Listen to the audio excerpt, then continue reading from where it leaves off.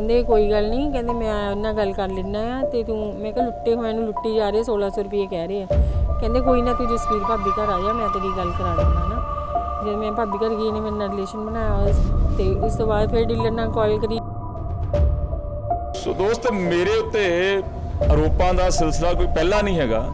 ਕਦੇ ਚਿੱਟਾ ਵੇਚਣ ਵਾਲਿਆਂ ਦੇ ਨਾਲ ਸੰਬੰਧ ਜੋੜ ਕੇ ਘਰ ਦਾ ਘਰਾਓ, ਕਦੇ ਟੈਕਸ ਚੋਰ, ਕਦੇ ਬਿਜਲੀ ਚੋਰ।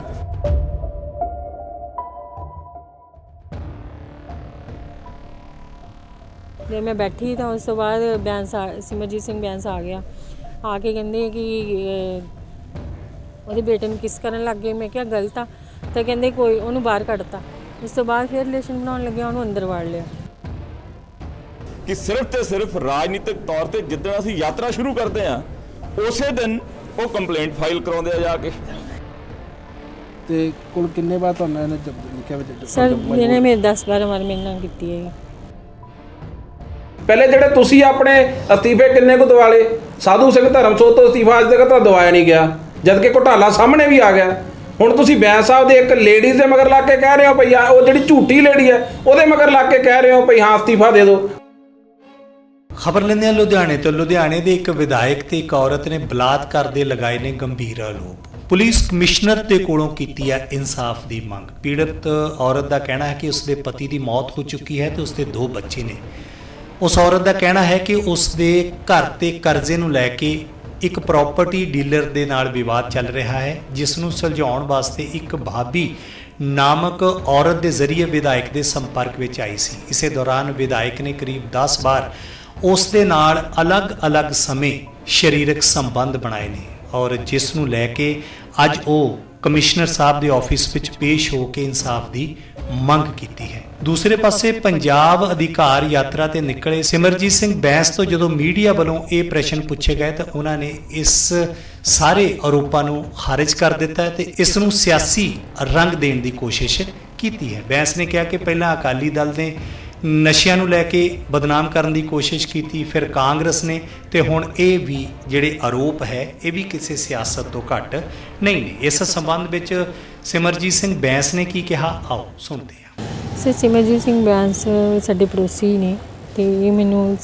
ਅਸੀਂ ਨਾ ਘਰ ਲਿਆ ਸੀ 10 ਲੱਖ ਲੋਨ, 10 ਲੱਖ ਕੈਸ਼ ਦੇ ਕੇ ਡੀਲਰ ਕੋਲੋਂ, ਤੇ ਉਹ ਡੀਲਰ ਦੇ ਘਰ ਇਹਨਾਂ ਦੀ ਰੈਲੀ ਸੀ ਤੇ ਰੈਲੀ 'ਚ ਮਿਲੇ ਸੀ ਮੈਨੂੰ। ਕਹਿੰਦੇ ਸੀ ਤੇਰਾ ਘਰ ਕਿੱਥੇ ਆ? ਮੈਂ ਕਿਹਾ ਇੱਥੇ ਕੋਲ ਹੀ ਹੈ ਮੇਰਾ ਘਰ। ਤੇ ਉਸ ਤੋਂ ਬਾਅਦ ਸਾਡੇ ਘਰ ਦੀ ਨਾ ਇੰਸਟਾਲਮੈਂਟ ਟੁੱਟ ਗਈਆਂ ਸੀ ਤਾਂ ਮੈਨੂੰ ਇਹ ਲੱਗਿਆ ਕਿ ਡੀਲਰ ਦੇ ਕੰਟੈਕਟ 'ਚ ਨੇ ਤਾਂ ਮੇਰੀ ਹੈਲਪ ਕਰਨਗੇ ਨਾ, ਬੈਂਕ ਵਾਲੇ ਡੀਲਰ ਦੇ ਕੰਟੈਕਟ 'ਚ ਨੇ। ਤਾਂ ਮੈਂ ਉਹਨਾਂ ਨੂੰ ਕਿਹਾ ਕਿ ਮੈਂ ਉਹਨਾਂ ਕੋਲ ਗਈ ਕਿ ਮੇਰੀ ਹੈਲਪ ਕਰ ਦਿਓ ਨਾ, ਮੈਨੂੰ ਥੋੜ੍ਹਾ ਟਾਈਮ ਲੈ ਦੇ ਬੈਂਕ ਵਾਲਿਆਂ ਤੋਂ। ਤਾਂ ਕਹਿੰਦੇ ਕਿ ਤੁਸੀਂ ਟਾਈਮ ਮੈਂ ਕਹਿੰਦੇ ਤੈਨੂੰ ਦੇਣਾ ਹੀ ਪੈਣਾ, ਘਰ ਸਰੈਂਡਰ ਕਰਨਾ ਪੈਣਾ ਕਿਉਂਕਿ ਇਹ ਮਾਫੀਆ ਆ, ਤੈਨੂੰ ਇਹਨੂੰ ਸਰੈਂਡਰ ਕਰਨਾ ਹੀ ਪੈਣਾ। ਮੈਂ ਕਹਿੰਦੇ ਡੀਲਰ ਜੋ ਕਹਿੰਦਾ ਉਵੇਂ ਕਰ। ਮੈਂ ਕਿਹਾ ਡੀਲਰ ਕਹਿੰਦਾ 4.5 ਲੱਖ ਕੈਸ਼ ਦਊਂਗਾ ਤੇ ਨਾਲ ਜੱਸੋਵਾਲ ਜਗ੍ਹਾ ਦਊਂਗਾ 60 ਗਜ਼ ਜਗ੍ਹਾ ਉਹਨਾਂ ਨੇ ਮੈਨੂੰ ਦੇਤੀ। ਤੇ ਉਸ ਤੋਂ ਬਾਅਦ ਜਦੋਂ ਮੈਨੂੰ ਲੋਕਡਾਊਨ ਤੋਂ ਪਹਿਲਾਂ ਮੈਂ ਉਹਨੂੰ ਕਿਹਾ ਵੀ ਜਗ੍ਹਾ ਦੀ ਪੇਮੈਂਟ ਚਾਹੀਦੀ ਹੈ ਮੈਨੂੰ, ਅਸੀਂ ਇੱਥੇ ਜਾਣਾ ਤਾਂ ਹੈ ਨਹੀਂ। ਇਹਨਾਂ ਨੇ ਫੁੱਲ ਐਂਡ ਫਾਈਨਲ ਬਿਆਨਾ ਹੀ ਦਿੱਤਾ ਸੀ ਮੈਨੂੰ। ਤਾਂ ਮੈਂ ਉਹਨੂੰ ਕਿਹਾ, ਕਹਿੰਦਾ ਵੀ ਲੋਕਡਾਊਨ ਤੋਂ ਪਹਿਲਾਂ ਦੀ ਗੱਲਾਂ ਸੀਗੀਆਂ, ਹੁਣ ਤਾਂ ਤੁਹਾਨੂੰ 2000 ਪਹਿਲਾਂ 2500 3000 ਕਿਹਾ ਸੀ, ਤੇ ਲੋਕਡਾਊਨ ਤੋਂ ਬਾਅਦ ਕਹਿੰਦਾ ਕਿ ਮੈਂ ਤੁਹਾਨੂੰ 1500 1600 ਦੇ ਹਿਸਾਬ ਨਾਲ ਪੈਸੇ ਦਊਂਗਾ। ਸਿਮਰਜੀਤ ਸਿੰਘ ਬੈਂਸ ਕੋਲ ਗਈ ਤਾਂ ਮੈਨੂੰ ਕਹਿੰਦੇ ਕਿ ਕੋਈ ਗੱਲ ਨਹੀਂ, ਮੈਂ ਗੱਲ ਕਰ ਲੈਣਾ, ਤੂੰ ਰੂਮ 'ਚ ਬੈਠ। ਰੂਮ 'ਚ ਬੈਠੀ ਤਾਂ ਇਹਨਾਂ ਨੇ ਮੇਰੇ ਨਾਲ ਰਿਲੇਸ਼ਨ ਬਣਾਏ। ਉਸ ਤੋਂ ਬਾਅਦ ਮੈਨੂੰ ਕਹਿੰਦੇ ਮੈਂ ਡੀਲਰ ਨਾਲ ਗੱਲ ਕਰ ਲਈ ਹੈ, ਚੱਲ ਜਾ ਉਹਦੇ ਕੋਲ। ਡੀਲਰ ਕੋਲ ਗਈ ਤਾਂ ਮੈਨੂੰ ਕਹਿੰਦੇ ਤੈਨੂੰ 25000 ਰੁਪये ਆਪਣੀ ਪੋਕਟ 'ਚ ਦਊਗਾ। ਉਹਨੇ ਮੈਨੂੰ 20000 ਕੈਸ਼ ਦਿੱਤਾ, 5000 ਰੁਪये ਕਹਿੰਦਾ ਸ਼ਾਮ ਨੂੰ ਦਊਂਗਾ। ਜੋ ਸ਼ਾਮ ਨੂੰ ਫੋਨ ਕੀਤਾ ਕਹਿੰਦਾ ਟਰੋਲੀ ਕੋਲ ਆਇਓ, ਫਿਰ ਕਾਰ 'ਚ ਬੈਠੋ, ਫਿਰ ਪੇਮੈਂਟ ਦਊਂਗਾ। ਪੇਮੈਂਟ ਦਿੱਤੀ ਉਹਨੇ ਮੈਨੂੰ। ਫਿਰ ਮੈਂ ਇਹਨਾਂ ਨੂੰ ਕਿਹਾ ਕਿ ਮੈਨੂੰ ਤੰਗ ਕਰਦਾ ਪਿਆ ਵਾ ਉਹ ਨਾ, ਤੇ ਦੂਸਰੀ ਪੇਮੈਂਟ ਅੱਗੋਂ ਮੈਂ ਕਿਹਾ ਹੋਰ ਪੇਮੈਂਟ, ਕਿਉਂਕਿ ਮੇਰਾ 1.5 ਲੱਖ ਦਾ ਪਲਾਟ ਸੀਗਾ ਉਹ। ਤਾਂ ਮੈਂ ਇਹਨਾਂ ਨੂੰ ਕਿਹਾ ਕਿ ਬਾਕੀ ਦੀ ਪੇਮੈਂਟ ਕਹਿੰਦੇ ਕੋਈ ਗੱਲ, ਕਹਿੰਦਾ ਤੁਸੀਂ ਆਪੇ ਵੇਚ ਲਓ, ਰਜਿਸਟਰੀ ਕਰਾ ਦਿੰਦੇ ਹਾਂ। ਮੈਂ ਕਿਹਾ ਜਦੋਂ ਮੈਂ ਤੁਹਾਨੂੰ ਪਹਿਲਾਂ ਕਿਹਾ ਸੀ ਅਸੀਂ ਜੱਸੋਵਾਲ ਨਹੀਂ ਆਉਣਾ, ਫੁੱਲ ਐਂਡ ਫਾਈਨਲ ਬਿਆਨਾ ਹੋਇਆ, ਮੈਂ ਕਿਹਾ ਰਜਿਸਟਰੀ ਕਰਾਵਾਂ। ਤੇ ਕਹਿੰਦੇ ਫਿਰ ਮੈਂ ਇਹਨਾਂ ਨੂੰ ਕਿਹਾ, ਕਹਿੰਦੇ ਇਹਦੀ ਲਾਈਨ ਨਹੀਂ ਹੈਗੀ, ਤੂੰ ਵੇਚ। ਤੇ ਮੈਂ ਟਰਾਈ ਵੀ ਕੀਤਾ ਬਹੁਤ, ਪਰ ਡੀਲਰ ਨਹੀਂ ਮੰਨੇ ਨਾ। ਮੈਂ ਜਦੋਂ ਇਹਦੇ ਕੋਲ ਗਈ ਕਹਿੰਦਾ ਵੇਚ ਲਿਆ ਫਿਰ? ਮੈਂ ਕਿਹਾ ਨਹੀਂ ਵਿਕਿਆ ਨਹੀਂ। ਫਿਰ ਇਹਨਾਂ ਦੇ ਮੈਸੇਜ ਆਇਆ ਮੈਨੂੰ, ਕਹਿੰਦੇ ਲੈ ਲਈ ਪੇਮੈਂਟ? ਮੈਂ ਕਿਹਾ ਨਹੀਂ, ਪੇਮੈਂਟ ਨਹੀਂ ਦਿੱਤੀ ਉਹਨੇ। ਕਹਿੰਦੇ ਕੋਈ ਗੱਲ ਨਹੀਂ, ਕਹਿੰਦੇ ਮੈਂ ਉਹਨਾਂ ਨਾਲ ਗੱਲ ਕਰ ਲੈਣਾ ਆ ਤੇ ਤੂੰ, ਮੈਂ ਕਿਹਾ ਲੁੱਟੇ ਹੋਏ ਨੂੰ ਲੁੱਟੀ ਜਾ ਰਹੇ 1600 ਰੁਪਏ ਕਹਿ ਰਹੇ ਆ। ਕਹਿੰਦੇ ਕੋਈ ਨਾ, ਤੂੰ ਜਸਵੀਰ ਭਾਬੀ ਘਰ ਆ ਜਾ, ਮੈਂ ਤੇਰੀ ਗੱਲ ਕਰਾ ਦਿੰਦਾ ਨਾ। ਜਦ ਮੈਂ ਭਾਬੀ ਘਰ ਗਈ ਨੇ ਮੇਰੇ ਨਾਲ ਰਿਲੇਸ਼ਨ ਬਣਾਇਆ ਤੇ ਉਸ ਤੋਂ ਬਾਅਦ ਫਿਰ ਡੀਲਰ ਨਾਲ ਕਾਲ ਕਰੀ। ਡੀਲਰ ਫਿਰ ਨਹੀਂ ਮੰਨਿਆ, ਕਹਿੰਦਾ ਵੀ ਮੇਰੇ ਕੋਲ ਪੇਮੈਂਟ ਨਹੀਂ ਹੈਗੀ ਹਜੇ। ਫਿਰ ਮੈਂ ਇਹਨਾਂ ਨੂੰ ਕਿਹਾ ਤਾਂ ਫਿਰ ਮੈਨੂੰ ਕਹਿੰਦੇ ਜਸਵੀਰ ਕੌਰ ਭਾਬੀ ਘਰ ਆ, ਫਿਰ ਮੈਂ ਤੈਨੂੰ ਮੈਂ ਗੱਲ ਕਰ ਲੈਣਾ, ਕੋਈ ਗੱਲ ਨਹੀਂ। ਫਿਰ ਮੈਂ ਗਈ ਤਾਂ ਇਹਦਾ ਬੇਟਾ ਘਰ ਸੀ, ਤਾਂ ਮੈਂ ਵਾਪਸ ਮੁੜਨ ਲੱਗੀ, ਕਹਿੰਦਾ ਬੈਂਸ ਸਾਹਿਬ ਦਾ ਫੋਨ ਆਇਆ ਸੀ ਬੈਠੋ। ਜੇ ਮੈਂ ਬੈਠੀ ਤਾਂ ਉਸ ਤੋਂ ਬਾਅਦ ਸਿਮਰਜੀਤ ਸਿੰਘ ਬੈਂਸ ਆ ਗਿਆ, ਆ ਕੇ ਕਹਿੰਦੇ ਕਿ ਉਹਦੇ ਬੇਟੇ ਨੂੰ ਕਿਸ ਕਰਨ ਲੱਗ ਗਏ। ਮੈਂ ਕਿਹਾ ਗਲਤ ਆ, ਤਾਂ ਕਹਿੰਦੇ ਕੋਈ, ਉਹਨੂੰ ਬਾਹਰ ਕੱਢਤਾ। ਉਸ ਤੋਂ ਬਾਅਦ ਫਿਰ ਰਿਲੇਸ਼ਨ ਬਣਾਉਣ ਲੱਗਿਆ, ਉਹਨੂੰ ਅੰਦਰ ਵਾੜ ਲਿਆ। ਤਾਂ ਮੈਂ ਆ ਕੇ ਰੋਣ ਲੱਗੀ, ਤਾਂ ਫਿਰ ਉਹਨੂੰ ਬਾਹਰ ਕੱਢਤਾ। ਉਸ ਤੋਂ ਬਾਅਦ ਮੈਂ ਇੱਕ ਕੰਪਲੇਨ ਵੀ ਕਰੀ ਹੋਈ ਸੀ, ਪੁਲਿਸ ਕੰਪਲੇਨ। ਤਾਂ ਉਹਨਾਂ ਦੇ ਕਾਲ ਆ ਗਈ ਮੈਨੂੰ, ਕਹਿੰਦੇ ਕਿ ਮੈਡਮ ਤੁਸੀਂ ਕਾਲ ਕਰੀ ਸੀ ਡੀਲਰ ਅਗੇਂਸਟ। ਮੈਂ ਕਿਹਾ ਹਾਂਜੀ, ਜਸਕਰਨ ਤੇਜਾ ਸਰ ਨੇ ਬੁਲਾਇਆ ਮੈਨੂੰ। ਤਾਂ ਮੈਂ ਉੱਥੇ ਗਈ ਤਾਂ ਮੈਨੂੰ ਕਹਿੰਦੇ ਕਿ ਡੀਲਰ ਨੂੰ ਕਹਿੰਦੇ ਕੀ ਗੱਲ ਆ, ਕਹਿੰਦਾ ਸਾਡੀ ਸੈਟਲਮੈਂਟ ਕਰਾਤੀ ਬੈਂਸ ਸਾਹਿਬ ਨੇ, 20,000 ਰੁਪਏ 2,000 ਰੁਪਏ ਰੇਟ ਹੋ ਗਿਆ। ਤਾਂ ਮੈਂ ਕਿਹਾ ਮੇਰੀ ਮਜਬੂਰੀ ਸੀ ਸਰ, ਮੈਂ ਕੋਈ ਸੈਟਲਮੈਂਟ ਨਹੀਂ ਕਰੀ ਇਹਨਾਂ ਨਾਲ, ਮੇਰੀ ਮਜਬੂਰੀ ਦਾ ਫਾਇਦਾ ਉਠਾਇਆ ਇਹਨਾਂ ਨੇ। ਕਿਤੇ ਉਹ ਕਹਿੰਦੇ ਵੀ ਕੀ ਕਿਹਾ ਸੀ, ਮੈਂ ਕਿਹਾ ਨੇ ਮੈਨੂੰ 2500 3,000 ਕਿਹਾ ਸੀ। ਤਾਂ ਉਹ ਕਹਿੰਦੇ ਕਿ 2500 ਦੇ ਹਿਸਾਬ ਨਾਲ ਪੈਸੇ ਦੇ ਮੈਡਮ ਨੂੰ। ਤਾਂ ਕਹਿੰਦਾ ਕਿ ਡੀਲਰ ਕਹਿੰਦਾ ਕਿ ਮੇਰੇ ਨਾਲ ਧੱਕਾ ਵਾ, ਕਹਿੰਦੇ ਮੈਡਮ ਬੇਟਾ ਤੂੰ ਬਾਹਰ ਬੈਠ, ਮੇਰੇ ਨਾਲ ਗੱਲ ਕਰਦੇ। ਜਦੋਂ ਮੈਂ ਬਾਹਰ ਗਈ ਤਾਂ ਅੰਦਰ ਆਈ ਤੇ ਕਹਿੰਦੇ ਕੱਲ ਪੇਮੈਂਟ ਲੈ ਲਈ। ਪੁਲਿਸ ਨੇ ਮੈਨੂੰ 60,000 ਦਵਾਤਾ। ਤਾਂ ਇਹਨੂੰ ਫਿਰ ਇਹਦਾ ਫਿਰ 29 ਅਕਤੂਬਰ ਨੂੰ ਮੈਨੂੰ ਮੈਸੇਜ ਆਇਆ, ਕਿੱਥੇ ਹੋ? ਮੈਂ ਆਫਿਸ ਸੀ, ਮੈਂ ਕਿਹਾ ਔਨ ਦਾ ਵੇ ਆ। ਕਹਿੰਦਾ ਆ ਜਾਓ। ਮੈਂ ਕਿਹਾ ਕਿੱਥੇ ਆਵਾਂ? ਕਹਿੰਦਾ ਮੇਰੇ ਆਫਿਸ ਆ ਜਾ। ਤੇ ਮੈਂ ਆਫਿਸ ਗਈ, ਮੈਨੂੰ ਕਹਿੰਦੇ ਰੂਮ 'ਚ ਬੈਠੋ। ਮੈਂ ਰੂਮ 'ਚ ਨਹੀਂ ਬੈਠੀ, ਸਿੱਧਾ ਜਾ ਕੇ ਆਫਿਸ ਅੰਦਰ ਮਿਲੀ। ਮੈਂ ਕਿਹਾ ਦੱਸੋ? ਕਹਿੰਦੇ ਕੀ ਹਾਲ ਆ? ਮੈਂ ਕਿਹਾ ਵਧੀਆ ਆ। ਕਹਿੰਦੇ ਤੂੰ ਰੂਮ 'ਚ ਨਹੀਂ ਬੈਠੀ। ਮੈਂ ਕਿਹਾ ਤੁਸੀਂ ਹੈਗੇ ਮਾਈਂਡ ਫਰੀ, ਮੈਨੂੰ ਬਹੁਤ ਟੈਨਸ਼ਨਸ ਨੇ, ਮੇਰੇ ਬੱਚਿਆਂ ਦੀ ਰਿਸਪੌਂਸਿਬਿਲਟੀਆਂ ਨੇ ਮੇਰੇ ਕੋਲ। ਤੇ ਕਹਿੰਦੇ ਮੈਂ ਕਿਹਾ ਥੱਕੀ ਹੋਈ ਹਾਂ। ਮੈਂ ਕਹਿੰਦੇ ਤੇਰੀ ਥਕਾਵਟ ਲਾ ਦਿੰਦੀ ਹਾਂ। ਮੈਂ ਕਿਹਾ ਮੇਰੇ ਕੋਲ ਟਾਈਮ ਹੀ ਨਹੀਂ ਹੈਗਾ। ਕਹਿੰਦੇ ਚੱਲ ਕੋਈ ਗੱਲ ਨਹੀਂ, ਕਹਿੰਦੇ ਜਦੋਂ ਟਾਈਮ ਹੋਇਆ ਉਦੋਂ ਦੱਸੀ। ਮੈਂ ਘਰ ਆ ਗਈ ਤੇ ਉਸ ਤੋਂ ਬਾਅਦ ਇਹਦੇ ਮੈਸੇਜ ਆਏ ਨੇ, ਮੈਂ ਨਹੀਂ ਗਈ। ਇਹਦੇ ਬ੍ਰਦਰ ਨੂੰ ਕੰਪਲੇਨ ਕਰੀ, ਇਹਦੇ ਬ੍ਰਦਰ ਨੇ ਅੱਗੋਂ ਹੋਰ, ਉਹਦਾ ਬ੍ਰਦਰ ਵੀ ਇਹਦਾ ਸ਼ੁਰੂ ਹੋ ਗਿਆ ਕਾਲ ਕਰਨ ਲਈ, ਕਿਤੇ ਵੀਡੀਓ ਕਾਲ, ਕਿਤੇ ਕਾਲ ਮਿਲੋ ਮੈਨੂੰ, ਮਿਲੋ ਮੈਨੂੰ। ਉਸ ਤੋਂ ਬਾਅਦ ਮੈਂ ਨਹੀਂ ਕਾਲ ਕਰੀ। ਕੱਲ੍ਹ ਫਿਰ ਮੈਂ ਜਦੋਂ ਇਹਨਾਂ ਨੂੰ ਪਤਾ ਲੱਗਿਆ ਕਿ ਮੈਂ ਕੰਪਲੇਨ ਕਰਨੀ ਹੈ, ਤਾਂ ਇਹਦਾ ਬ੍ਰਦਰ ਮੇਰੇ ਘਰ ਆਇਆ ਕੱਲ੍ਹ, ਕਹਿੰਦਾ ਮੇਰੇ ਨਾਲ 10 ਮਿੰਟ ਲਈ ਬਾਹਰ ਚੱਲੋ। ਮੈਂ ਕਿਹਾ ਨਹੀਂ, ਮੈਂ ਬਾਹਰ ਨਹੀਂ ਜਾਣਾ। ਤੇ ਮੈਂ ਕਿਹਾ ਮੇਰਾ ਬੇਟਾ ਘਰ ਆ। ਤਾਂ ਕਹਿੰਦਾ ਅੱਧੇ ਘੰਟੇ ਬਾਅਦ। ਮੈਂ ਕਿਹਾ ਮੈਂ ਮਿਲੂੰਗੀ ਤੈਨੂੰ। ਫਿਰ ਘੰਟੇ ਬਾਅਦ ਕਾਲ ਆਈ। ਮੈਂ ਕਿਹਾ ਮੈਂ ਹਜੇ ਨਹੀਂ ਮਿਲ ਸਕਦੀ। ਫਿਰ ਮੈਂ ਸਿੱਧਾ CP ਸਰ ਕੋਲ ਚਲੀ ਗਈ। ਉਹਨਾਂ ਨੇ ਰਿਪੋਰਟ ਫਾਰਵਰਡ ਕਰੀ ਹੋਈ ਆ ਹੁਣ ਜੀ। ਹੁਣ ਮੇਰੇ ਘਰੇ ਫੋਨ ਕਰਦਾ ਪਿਆ ਵਾ, ਮੇਰੇ ਡੈਡੀ ਨੂੰ ਫੋਨ ਕਰਤਾ ਇਹਨੇ, ਕਿਉਂਕਿ ਪੜੋਸੀ ਹੈ ਸਾਡਾ। ਹੁਣ ਮੇਰੇ ਘਰ ਦੇ ਮੈਨੂੰ ਬੁਲਾ ਰਹੇ ਨੇ।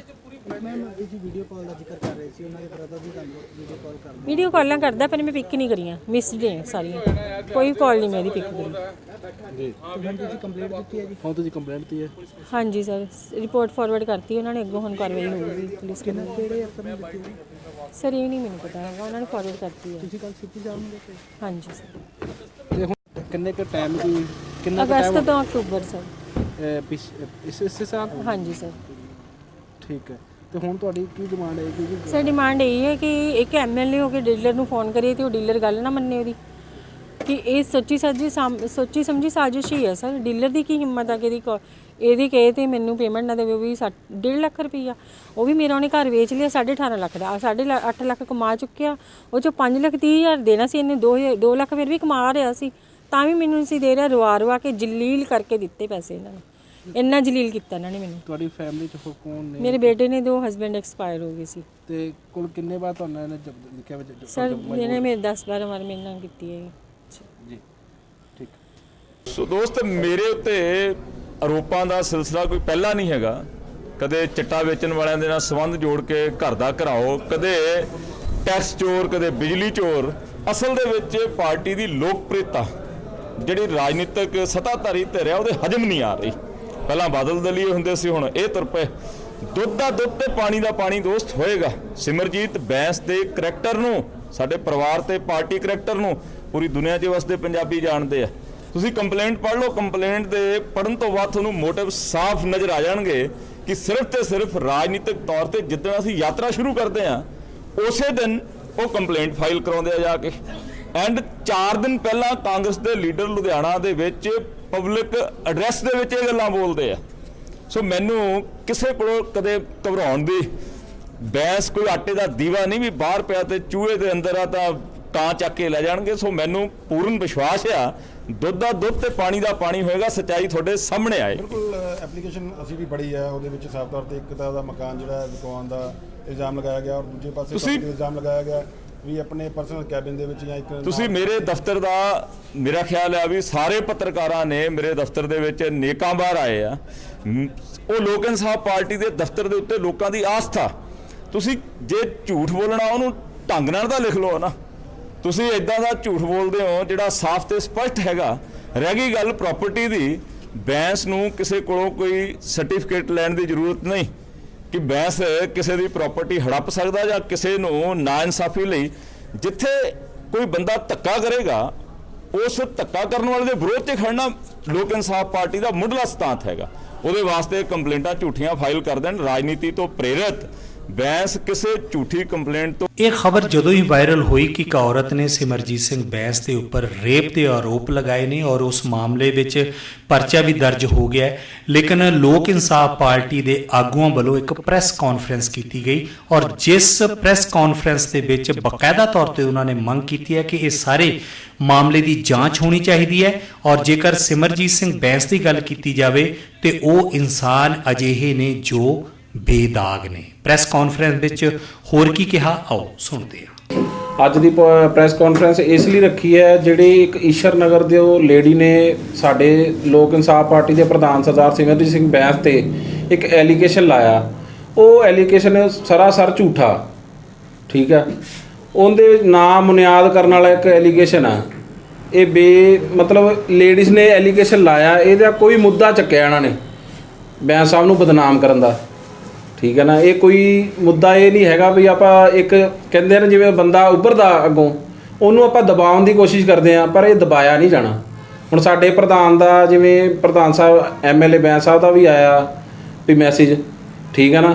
ਉਹਨਾਂ ਨੇ ਵੀ ਦੱਸਿਆ ਵੀ ਸੱਚਾਈ ਸਾਰੀ ਦੱਸੀ ਹੈ ਵੀ ਕੀ ਗੱਲਬਾਤ ਆ। ਮੈਂ ਵੀ ਇਹਦੀ ਵੀ ਕਹਿ ਰਿਹਾ ਵਾਂ ਵੀ ਇਹ ਸਰਾਸਰ ਝੂਠੀ ਲੇਡੀਜ਼ ਆ।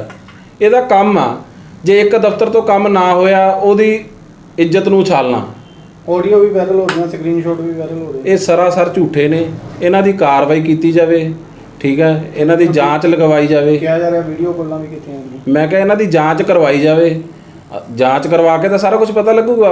ਅਗਲਾ ਐਕਸ਼ਨ ਪਲਾਨ ਕੀ ਹੈ ਜੀ? ਸਾਡਾ ਅਗਲਾ ਐਕਸ਼ਨ ਪਲਾਨ ਇਹੀ ਹੋਊਗਾ, ਇਹਦੀ ਜਾਂਚ ਕਰਵਾਈ ਜਾਵੇ, ਜਿੰਦੇ 'ਚ ਸਾਨੂੰ ਪਤਾ ਸਾਡੇ ਪ੍ਰਧਾਨ ਸਰਦਾਰ ਸਿਮਰਜੀਤ ਸਿੰਘ ਬੈਂਸ 100% ਠੀਕ ਨੇ। ਇਹ ਲੇਡੀ ਸਰਾਸਰ ਝੂਠੀ ਹੈ। ਲੱਗਦਾ ਪਾਰਟੀ ਦੀ ਛਵੀ ਖਰਾਬ ਕਰਨ ਦੇ ਲਈ ਇਹ ਬਿਲਕੁਲ ਜੀ ਬਿਲਕੁਲ, ਇਹ ਪਾਰਟੀ ਦੀ ਛਵੀ ਖਰਾਬ ਕਰਨ ਵਾਸਤੇ ਇਹਨੂੰ ਅੱਗੇ ਕੀਤਾ ਜਾ ਰਿਹਾ ਹੈ। ਇਹ ਕੋਈ ਪੋਲੀਟੀਕਲ ਪਾਰਟੀਆਂ ਨੇ ਜਿਹੜੀਆਂ ਇਹਨੂੰ ਉਂਗਲ ਲਾ ਕੇ ਮੋਹਰਾ ਬਣਾ ਕੇ ਤੀਰ ਚਲਾ ਕੇ ਛੱਡਤਾ, ਪਰ ਉਹ ਤੀਰ ਚੱਲਣਾ ਨਹੀਂ। ਕਿਹੜੀ ਲੱਗਦੀ ਪੋਲੀਟੀਕਲ ਪਾਰਟੀ? ਮੈਂ ਤਾਂ ਕਹਿ ਹੀ ਰਿਹਾ, ਜਿਵੇਂ ਹੁਣ ਕਾਂਗਰਸ ਦੇ ਵਰਕਰ ਕਹਿ ਰਹੇ ਨੇ ਵੀ ਇਹ ਬੈਂਸ ਸਾਹਿਬ ਅਸਤੀਫਾ ਦੇਣ। ਕਾਹਦੇ ਲਈ ਅਸਤੀਫਾ ਦੇਣ? ਪਹਿਲੇ ਤੁਸੀਂ ਜਾਂਚ ਤਾਂ ਕਰਾ ਲਓ। ਜਾਂਚ 'ਚ ਜੇ ਤੁਹਾਡੇ ਅੱਗੇ ਕੁਝ ਆਉਂਦਾ ਫਿਰ ਉਸ ਤੋਂ ਬਾਅਦ ਅਸਤੀਫਿਆਂ ਦੀ ਗੱਲ ਕਰੋ। ਪਹਿਲੇ ਜਿਹੜੇ ਤੁਸੀਂ ਆਪਣੇ ਅਸਤੀਫੇ ਕਿੰਨੇ ਕੁ ਦਿਵਾਲੇ? ਸਾਧੂ ਸਿੰਘ ਧਰਮਸੋਤ ਤੋਂ ਅਸਤੀਫਾ ਅੱਜ ਤੱਕ ਤਾਂ ਦਵਾਇਆ ਨਹੀਂ ਗਿਆ, ਜਦ ਕਿ ਘੁਟਾਲਾ ਸਾਹਮਣੇ ਵੀ ਆ ਗਿਆ। ਹੁਣ ਤੁਸੀਂ ਬੈਂਸ ਸਾਹਿਬ ਦੇ ਇੱਕ ਲੇਡੀਜ਼ ਦੇ ਮਗਰ ਲੱਗ ਕੇ ਕਹਿ ਰਹੇ ਹੋ ਭਈ ਉਹ ਜਿਹੜੀ ਝੂਠੀ ਲੇਡੀ ਹੈ ਉਹਦੇ ਮਗਰ ਲੱਗ ਕੇ ਕਹਿ ਰਹੇ ਹੋ ਭਈ ਹਾਂ ਅਸਤੀਫਾ ਦੇ ਦਿਓ। ਕਾਹਦੇ ਲਈ ਦੇ ਦਿਓ? ਤੁਹਾਡੇ ਕੋਲ ਸਾਧੂ ਸਿੰਘ ਧਰਮਸੋਤ ਦਾ ਅਸਤੀਫਾ ਤਾਂ ਅੱਜ ਤੱਕ ਨਹੀਂ ਲਿੱਤਾ ਗਿਆ। ਇਸ ਮਾਮਲੇ ਨੂੰ ਲੈ ਕੇ ਤੁਸੀਂ ਜਾਂਚ ਦੀ ਮੰਗ ਕਰਦੇ ਹੋ? ਅਸੀਂ ਇਸ ਨੂੰ ਲੈ ਕੇ ਅਸੀਂ ਜਾਂਚ ਦੀ ਮੰਗ ਤੇ ਅਸੀਂ ਪ੍ਰਦਰਸ਼ਨ ਵੀ ਕਰਾਂਗੇ ਵੀ ਇਸ ਲੇਡੀ ਤੇ ਪਰਚਾ ਵੀ ਦਰਜ ਕਰਵਾਵਾਂਗੇ, ਕਿਉਂਕਿ ਇਹ ਸਰਾਸਰ ਸਾਡੇ ਪ੍ਰਧਾਨ ਦੇ ਉੱਪਰ ਇਹਨਾਂ ਨੇ ਤੋਹਮਤ ਲਾਈ ਆ। ਅਸੀਂ ਇਹ ਬਿਲਕੁਲ ਬਰਦਾਸ਼ਤ ਨਹੀਂ ਕਰਾਂਗੇ। ਅਸੀਂ ਚੁੱਪ ਨਹੀਂ ਬੈਠਾਂਗੇ, ਇਹਦੀ ਜਾਂਚ ਕਰਵਾਵਾਂਗੇ, ਇਹਦੀ ਪੂਰੀ ਪੜਤਾਲ ਧੁਰ ਤੱਕ ਜਾਵਾਂਗੇ ਭਈ ਇਹ ਕਿੰਨੇ ਉਂਗਲ ਲਾਈ ਹੈ, ਕਿੰਨੇ ਤੀਰ ਚਲਾਇਆ। ਜਿਹਨੇ ਤੀਰ ਚਲਾਇਆ ਉਹਨੂੰ ਮਹਿੰਗਾ ਪਊਗਾ। ਮੈਂ ਆਪਣੇ ਇਹ ਮੋਢਿਆਂ ਤੇ ਗੋਡਿਆਂ ਤੋਂ ਬਹੁਤ ਦੁਖੀ ਸੀ।